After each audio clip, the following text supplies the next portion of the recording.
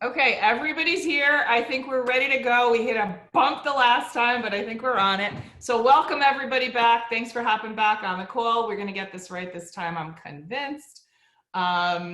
Okay, so the reason why we're doing this is because we felt it was important to connect with experts in the field rather than us just talking about what we think the realities are. So I want to welcome our expert guests.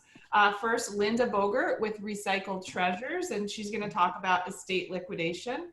And then we have Adam Padla, who's the Vice President of Booth Moving. And, we personally recommend both all the time, and just a little bit about our team. Definitely vet everybody that we recommend because it's our reputation, so it's important to us. So with that, I want to introduce Matt Chapman, Rhonda, and Kowal. All right, everybody, so let's get started. I want to update everybody on market conditions because I think that's important. I think there's some misinformation out there as to what the markets are doing. So I did some statistics in our Northwest Bergen area, which is Allendale, Franklin Lakes, Hohokus, Mahwah, Oakland, Ramsey, Ridgewood, Wyckoff, all of those tight areas. And what I found interesting was, and I'm just going to pull my statistics here. When I did the sales volume for the month of April, we had a sales volume of almost 90 million, which is amazing. So we currently have 526 properties actively on the market. In the month of April, sold 116, and we currently have 269 under contract. We have a total monthly inventory of 5.8, which means that we're in a seller's market. But more importantly, when I looked at last year's closings, we had 135 closings. So it's only a difference of 19 units, which sort of translates to a 14% reduction from last year. And I think that's really, really amazing considering what we've gone through. One of the other things that I did was I looked at the past 8 days in May to see what that relationship was. So here's some more great news. Let's see, in May, from May 1st to the 8th, 2020, we have currently 277 properties under contract, ready to close. Since the 1st through the 8th, we've had 35 sold properties. And if we look at May in the same time period for 2019, we had 36, which is a difference of 1 home. So we're pretty much at just under 3% lower than last year. So I think that's pretty exciting. So that said, why is it important to bring the experts in? Because we want to share with you that, in the past, 2 months, we've really ironed out the wrinkles and everybody is really finding their own way in this space. So I think what we'll do is we'll start with Linda. Hi, Linda. Hi, everybody. Who gets everybody ready for a move. So tell us a little bit about, I think where I'd like to start with you, Linda, is where we abruptly sort of ended when we were made aware that we were going to be sheltering in place. And I know that you and I were doing something together, and what made that particular situation even more challenging was that the sellers were in California. So you were faced with the situation of an already scheduled liquidated estate situation, and you had to really course correct. So talk to us about that and what you've learned along the way. I've learned a lot along the way. It's been... In a short time. In what? In a short period of time. In a short period of time, we've learned a lot. It seems to be working out very well. Online venues are now how all of us are selling. It's an adjustment for the buyer and the seller as far as our clients go to get comfortable with this process. It's also kind of weird for the people buying merchandise to have to pay for things online. Everyone is acclimating to it, and it seems to be working out very well. And the more I go forward with each sale that I do, I am more educated on how this process works so I can make my clients very comfortable with it. And so far, we've had no problems at all. It's been a very positive very positive thing. So I'm happy that we're still going, we're still in business, we're still able to help people get on their way, do what they have to do. So how does it work right now specifically if a seller is maybe living in another state and they need to liquidate an estate, say a family member, a parent or something? How is that working right now? All by phone. All by phone. They put their trust in me. I go into the house. I make the house basically mine. I stage it. I clean it up. I take photographs. I post it. Anything that has to be done, we work through FaceTime.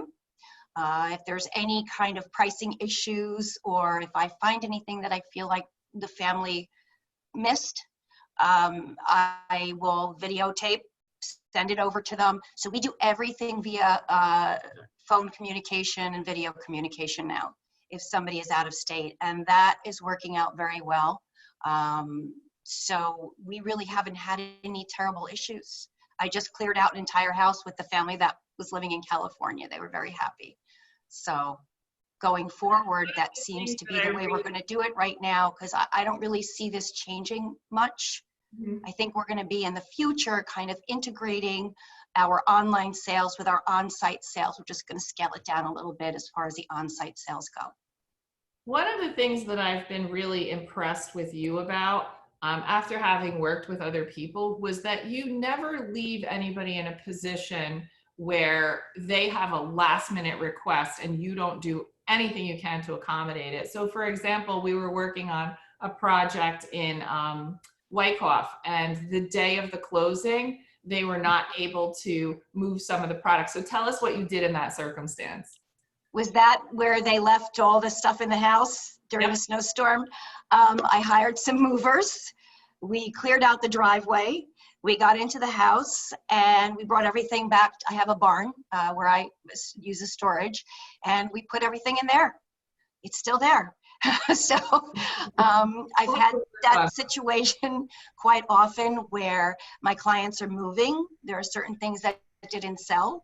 They come right back up their moving van into my garage, into my barn, and we take it all out. So anything that I can do to help my clients, I am all for it. Even if it means putting myself out a little bit, it doesn't matter. I want my clients to end on a very happy note, and I want to give them everything that I've got. And it doesn't always mean you're getting paid for that. I get very close to some of my clients. I actually care about what I do. So it's not all about money all the time. It's about the end result. Totally agree, because honestly, if you do the right thing and you treat people really well and you really ramp up the customer service experience, you're going to get so many referrals that that in and of itself will outperform anything else. Yes, and you have to understand, people have to trust you. They're letting you into their home. You're touching their things. You're moving things around. I mean, we really are on the honor system. So I try to make my customers as comfortable as I can, because we are a very honest company where there is opportunity not to be. And I'm very conscious of that, and making my clients aware that, you know, we're going to do everything that we can to transition as smoothly and honestly as possible. Awesome. So Matt, I actually met Linda through you. So talk like a little bit about that, and then, you know, ask Linda anything that you want to know.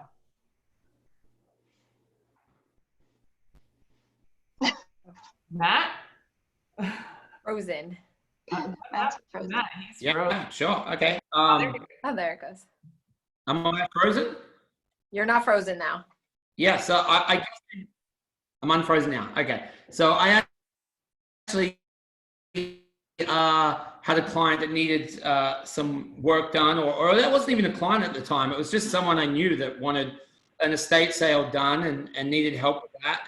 I just so happened to be sitting on my couch looking at my Facebook at the time, and on the Glen Rockers Facebook page comes the post that Linda had just done a really good job for someone in town. And so I was like, oh, wow, this just put two and two together. So I just put two and two together, and I started talking to Linda on the phone, and she's very lovely, as you can see, and she was very genuine, and I instantly felt trust with her. So I told the rest of the team about her, and we've continued using her through all of our services. So Thank it's you, been Matt. really good. But Thank yeah, I guess my question for you would be, just with what we're going through at the moment, homeowners preparing for sales in stages, for say a sale at the end of the year rather than one big sale, just to limit the amount of people in the home or you in the home or whatever it might be? You were breaking up a little bit, but I think I know what you're saying. Yes, there are clients that are anticipating moves in the future. So I will go in and we'll do it in phases. We'll do the organization in phases. We'll start in the attic, where there's usually a lot of stuff. We'll start in a garage or in a basement. And we categorize things, we pack things that my client knows they're not going to be using. And we do it in the stages of their comfort level, so they don't feel pressured, they don't feel anxious. I always make myself available, even if it means working a 15-hour day. I love what I do. And then at the end of the year, I just had a client, they put their house up for sale. I've been working with them for about 9 months. And we had a wonderful on-site estate sale. This is before everything happened, or a moving sale. So yes, we do work that way as well. Each client has an individual circumstance. So I spend a lot of time with them to get to know them and make them comfortable with me. And we usually have a very nice working relationship. Awesome. Rhonda, what questions do you have? So I have a question. I know you had said in some of our conversations that a lot of it is going online. You know, you're doing a lot more sales online and such. For example, right before all this happened, my neighbors had a big estate sale, and I went just to check it out, right? See what they had. But that being said, they sort of had someone at the door, and they were handing out ticket numbers, right? And you had to stay outside and wait to be called in. Will that practice still happen, but maybe, you know, there's you and a couple of your employees inside and they're letting in the public 1 or 2 at a time? Or are we really just going online, I guess, at this point? I think it's going to be a little bit of both. So there are certain houses that I do where I know there's going to be thousands of people coming through. Right. So I think that those types of houses, we're going to have to plan. People already are waiting outside for an hour, 2 hours to get in. So I really haven't developed a plan yet of how we're going to go forward with that sort of thing.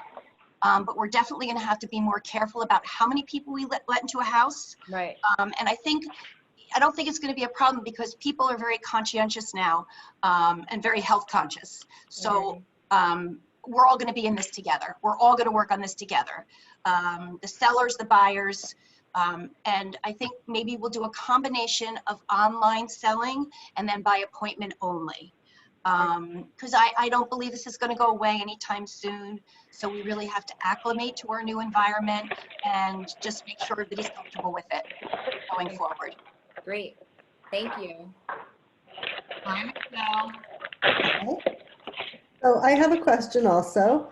With the online only sales, is it set up for a period of time? Is it like normally an estate sale would be, you know, over a day or 2 or 3 days? Is it longer because it's online? Or Oh, yes. So estatesale.net is my main venue. They've been wonderful. So initially, the online sales were posted for 2 weeks. They've extended us to 6.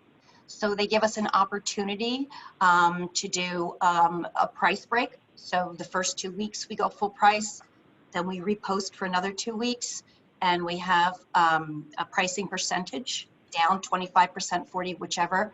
And I'm just reposting a sale for the next 2 weeks, which is 6 weeks, 50% off. And this way we can clear out as much out of the house before my clients close. And that's the main goal here, an estate sale. So yes, it can go on for 6 weeks. Mhm. It's a long time. It's a lot of maintenance, but it's okay. You know, like I said, we're still out there and we're still able to get people out of their homes. So that's the And main how goal. are you working out with them picking up the items? We make appointments. So this is one thing that I've learned is I used to get that call. I used to arrange for an appointment. I'd go running over to the house. When I was in Franklin Lakes, it was 5, 6, 7, 8 times a day. Not anymore. Now we're going to have 2 designated days, 11 o'clock and 6 o'clock. And people have to wait in their cars, and they can come if they want to shop. They have to tell me ahead of time. And then I'll give them an extra window. So I'm kind of learning myself about how to make it easier for me so I'm more efficient. But pickup has been very easy so far for my clients. So. Okay.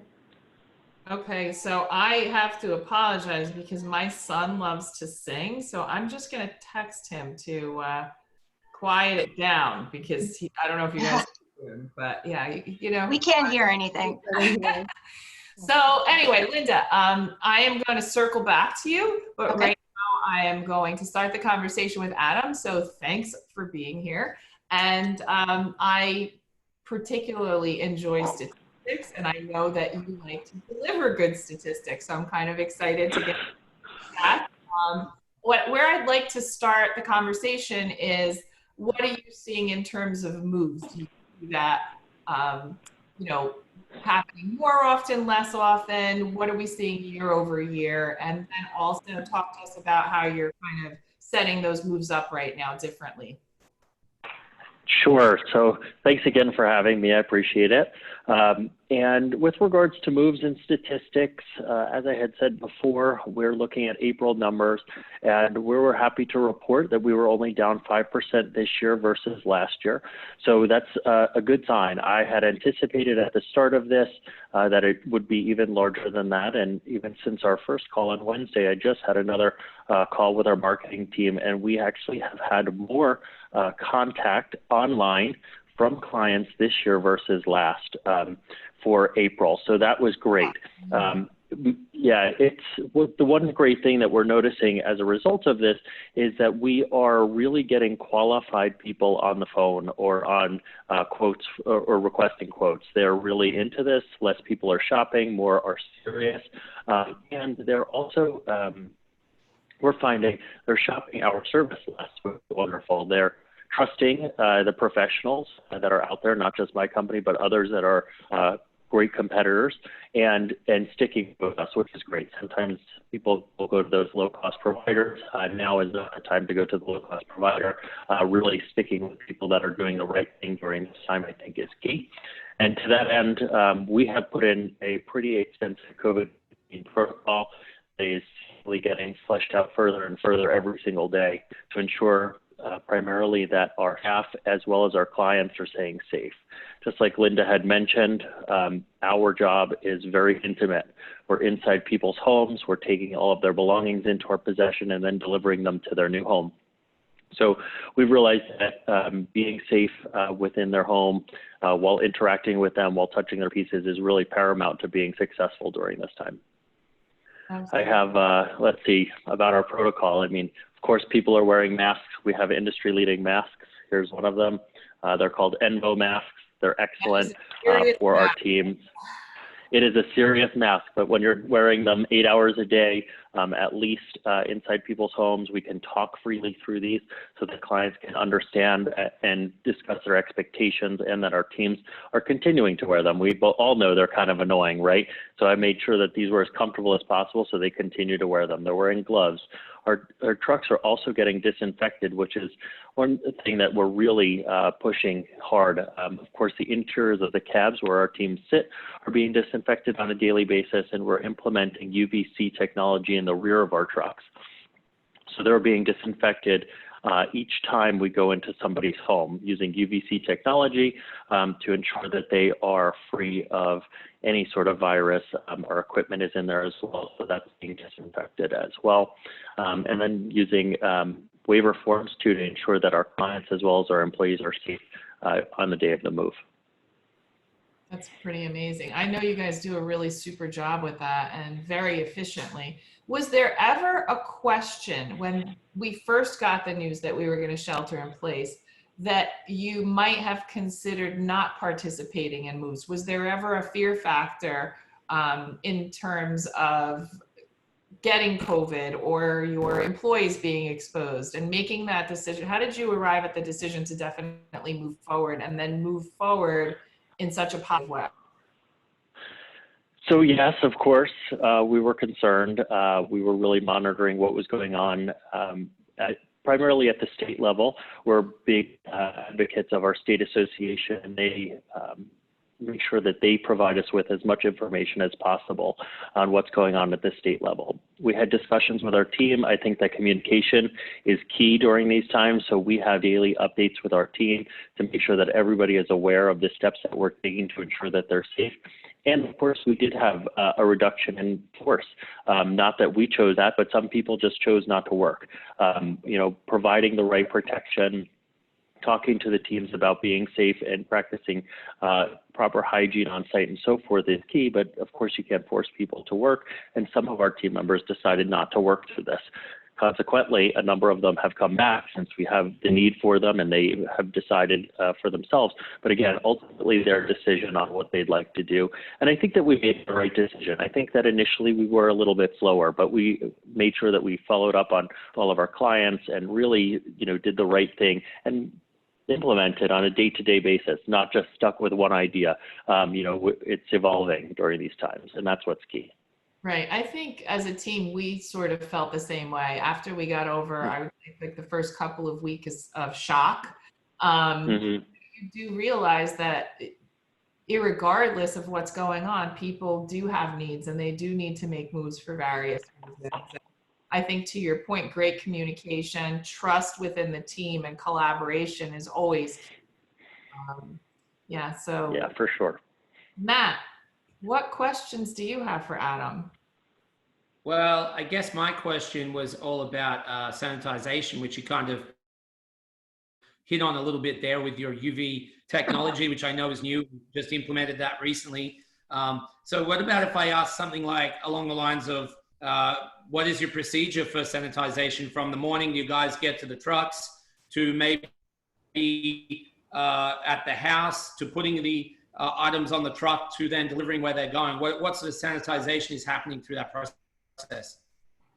Sure. So every morning we have 2 members of our team that start at 5 a.m. and they sanitize our trucks. So they're sanitized prior to any of our other team members being inside of that's inside the cab as well as the rear of the truck. They go out and are dispatched for the day, and they do complete a relocation. So on a daily basis, they are being cleaned. Now, we do not provide service for disinfecting in the home at this time. Of course, we're advising all of our clients everything that's been in our possession to be disinfected within the home.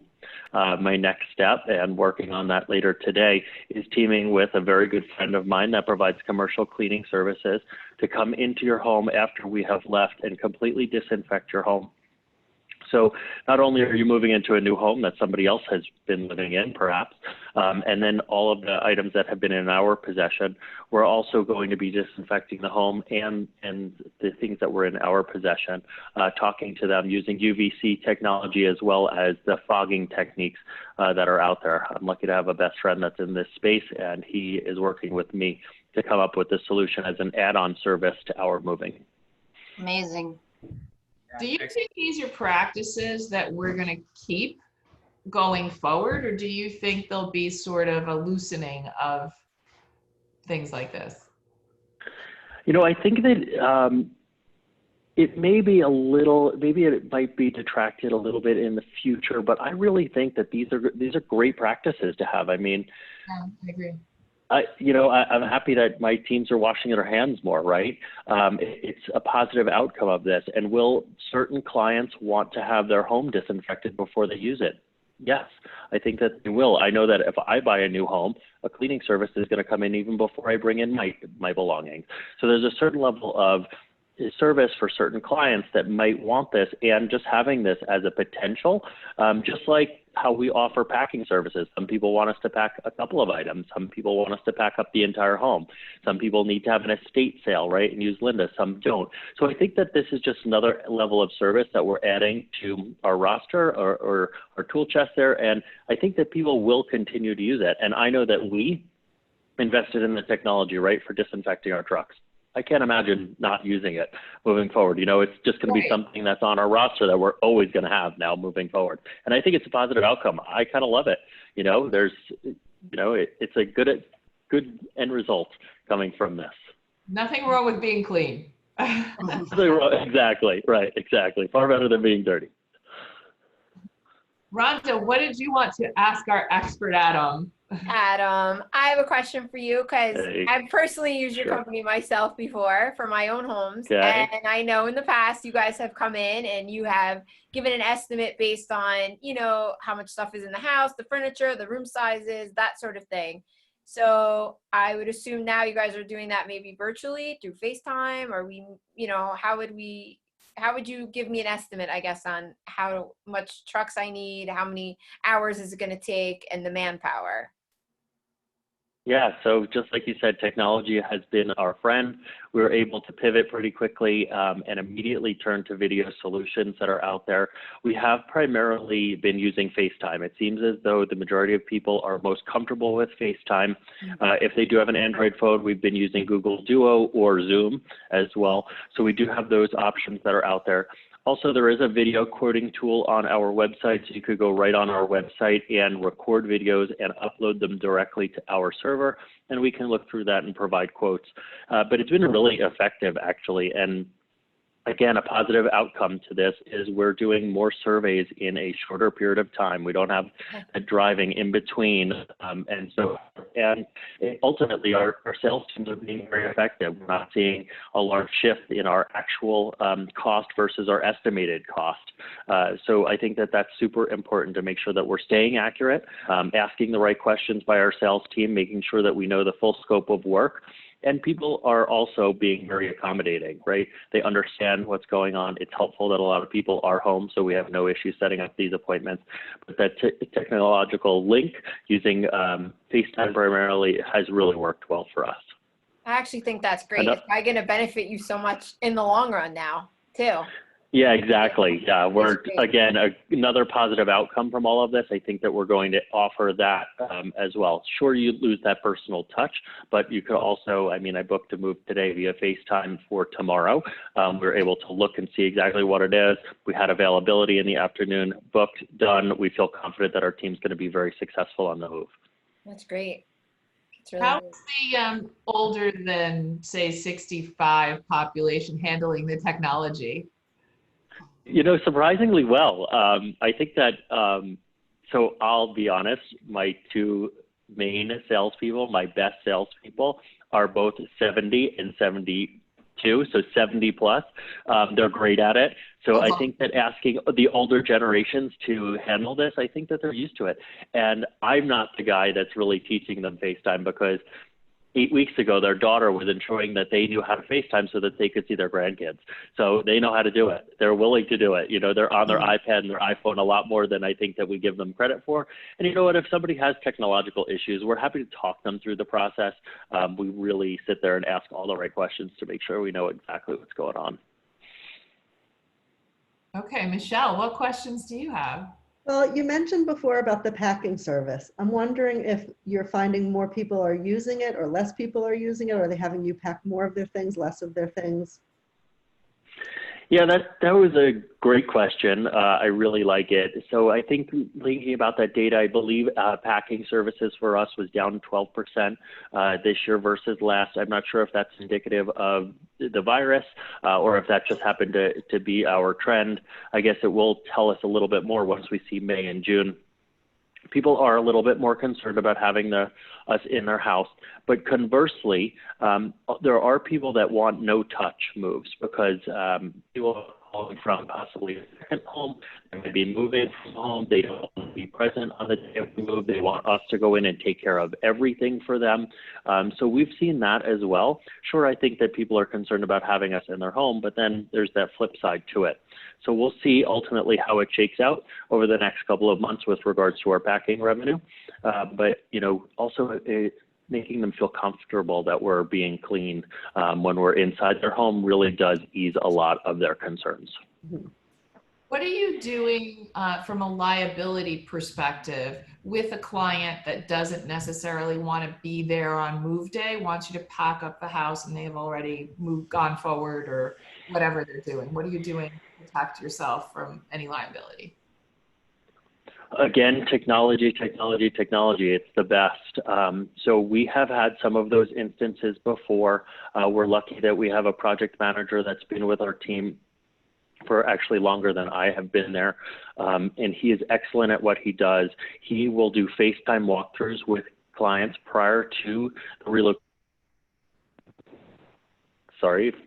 relocation starting, and then once it concludes, he'll also video document a lot of items. So that's really his goal. He's videoing things, taking pictures, communicating with the client throughout the process to make sure that we are free of liability, having teams inside of there, right? There's always that concern with regards to the safe handling of people's goods.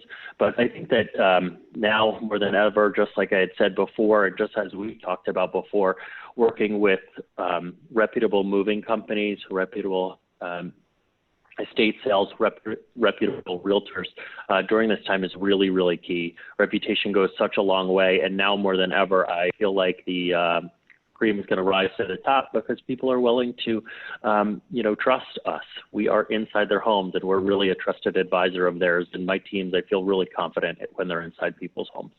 Trust totally matters. I have a question. For sure. Regarding rescheduling policy. Are you seeing delays in closings? Has that caused any issues? And what's your rescheduling policy?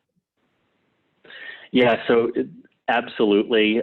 Moving business, all we do is see rescheduling. Our team kind of thrives in that. One of the things I interview for when I, interview for my operations department are people that love change and can work out on the fly. So it happens all the time.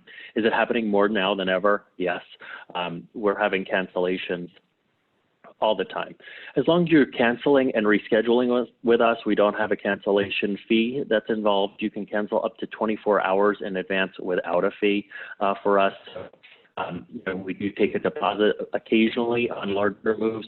Those are always fully refunded. But typically, we're working with clients that are looking to move, right? And if they're canceling 24 hours out, they are looking to reschedule for, 3 or 4 days later because they are even more concerned about the change than we are because we're so used to it at this point. So yeah, cancellation really matters, and it's definitely a selling point for us.